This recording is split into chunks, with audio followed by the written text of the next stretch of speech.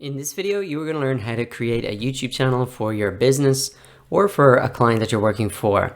So the first step is to come over to youtube.com and log in with your personal Google account. So this would be the account that you personally use to log into your Gmail or other Google products. Now, if you don't have a Google account, you can just search in Google, create Google account, and then you can create your Google account, open that up.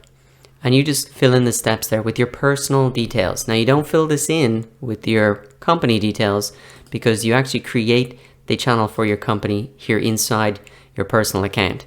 So once you're inside YouTube and you've signed in with your personal account, you want to come down and then click on settings.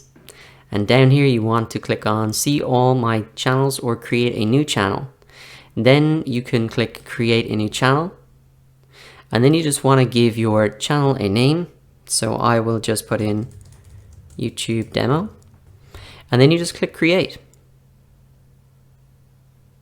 And it might take a second to load up here, but there we go. Now we have created a YouTube channel for your business or for another brand, and it's that simple. It's that simple to get up and running on the third biggest website in the world so that you can promote your products or services there.